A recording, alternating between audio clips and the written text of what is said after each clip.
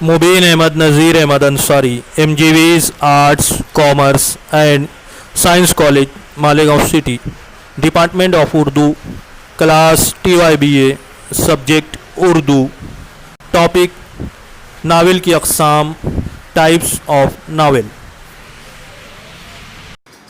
कल हमने नावल की अक़साम का मुतालिया किया था, आज उसके इब्तिदाई हिस्से का इआदा करते हैं। ठीक है, ताकि जो बच्चे कल के लेक्चर में नहीं थे उनके लिए ये चीज़ बिल्कुल नई मालूम ना हो। आइए देखते हैं नावल की अक़साम। मौजू और मवाद के लिहाज से नावल की कई किस्में हैं। यहाँ पर हम चंद अक़साम का ज़िक्र कर रहे हैं। तारीख़ी नावल, मज़हबी नावल, तबक़ाती नावल, सियासी नावल, समाजी नावल, सक़ाफ़ती नावल, माशरती नावल, इस्लाही नावल, तिलिस्माती नावल, साइंसी नावल, जासूसी नावल, अखलाक़ी नावल, खौफनाक नावल, मज़ाहिया नावल, तंज़िया नावल, मुहिम्माती नावल, अस्करी नावल, गमगीन नावल, रोमानी नावल, पुरस्रार नावल, जिनसी नावल वग़ैरह। ये नावल की अक़साम हैं मौजू और मवाद के लिहाज से। इनके अलावा भी बहुत सारी अक़साम जो है नावल की हो सकती हैं। इसमें सबसे अहम जो है उनका हम मुतालिया करेंगे, चंद अहम अक़साम का, जिसमें हमने देखा था तारीख़ी नावल। तारीख़ी नावल नावल निगारी की नुमायाँ तरीन और अहम तरीन सिन्फ़ है। तारीख़ी नावल की सबसे अहम खूबी यह है कि इसमें जिस दौर की मंजर कशी की जाती है वो दौर अपनी तमाम तर जुज़ियात के साथ पढ़ने वाले की नज़रों के सामने आ जाता है, और इसी चीज़ को नावल में कामयाबी के साथ पेश करना नावल निगार के लिए बहुत मुश्किल होता है। अगर वो इसको कर लेता है तो वो कामयाब माना जाता है।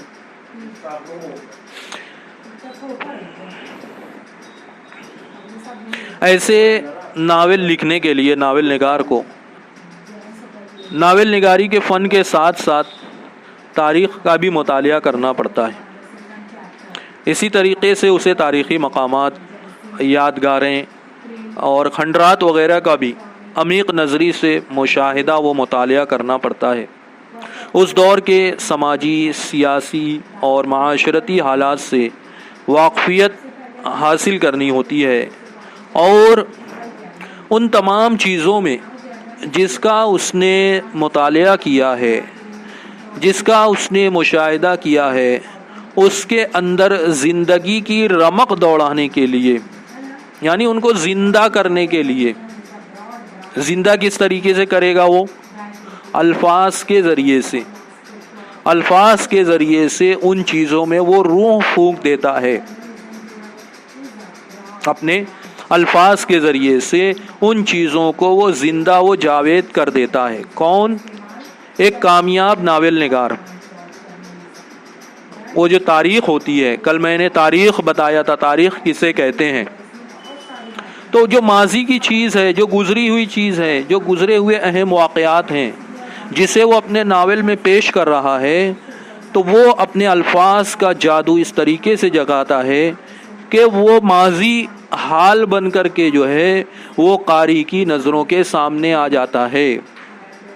वो महल्लात, वो खंडरात, वो तारीख़ी इमारतें, वो नावल के सफ़हात पर जो है वो कारी को नज़र आते हैं, और कारी ख़ुद को उन्हीं महल्लात में मौजूद पाता है, उसी ज़माने में पहुंच जाता है। ये एक तारीख़ी नावल निगार की अहम खूबी है।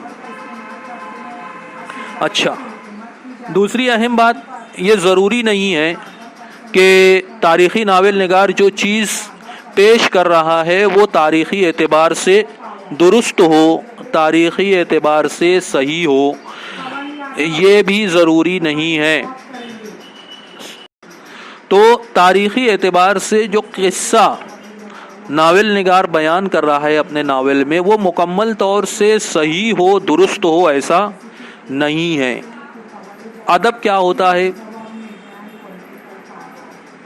حقیقت اور تخیل کا امتزاج ہوتا ہے، یا اس کو ہم دوسرے الفاظ میں یوں کہہ سکتے ہیں کہ سچ اور جھوٹ کا ایک سنگم ہوتا ہے۔ کچھ باتیں، کچھ سچائیاں ہوتی ہیں، کچھ زمینی حقائق ہوتے ہیں، اور کچھ جو رائٹر ہوتا ہے، افسانہ نگار ہو، ناول نگار ہو، شاعر ہو، ڈرامہ نگار ہو، جو فنکار ہوتا ہے اس کے اپنے خیالات، جذبات، نظریات ہوتے ہیں۔ ان سب سے مل کر کے کوئی فن پارہ جو ہے وہ تشکیل پاتا ہے، ٹھیک ہے؟ تو یہ تاریخی ناول میں بھی مکمل طور سے سچائی ہو ایسا ضروری نہیں ہے، ٹھیک ہے؟ اب آتے ہیں آج کے ہمارے موضوع کی طرف۔ ہمارا آج کا موضوع ہے رومانی ناول۔ کیا موضوع ہے؟ رومانی ناول۔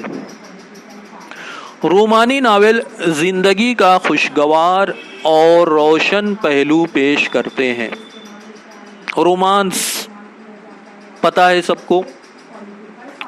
تو رومانی ناول زندگی کا خوشگوار اور روشن پہلو پیش کرتے ہیں۔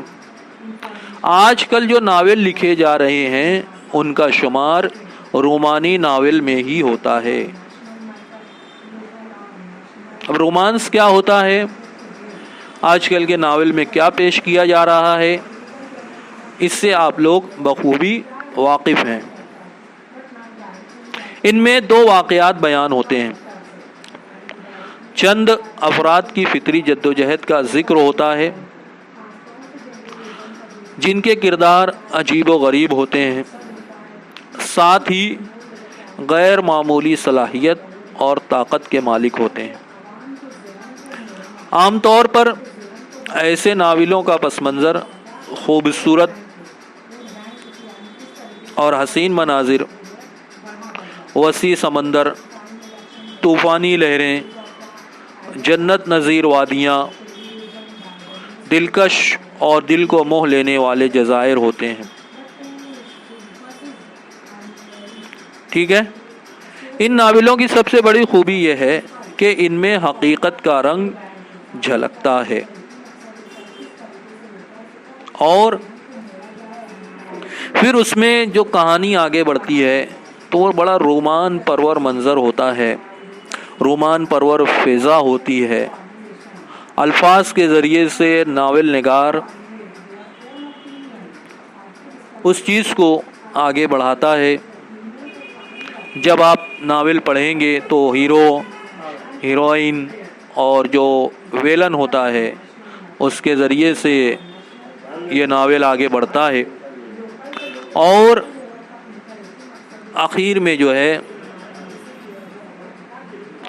تربیہ یا حزنیہ، یا تو دو لوگوں کا ملن ہوتا ہے یا ان کی جدائی ہو جاتی ہے۔ اس طریقے سے یہ ناول یہاں پر ختم ہوتا ہے۔ رومانس سے آپ لوگ واقف ہیں، اس لیے میں آج ہم دیکھتے ہیں کہ ہمارے سماج اور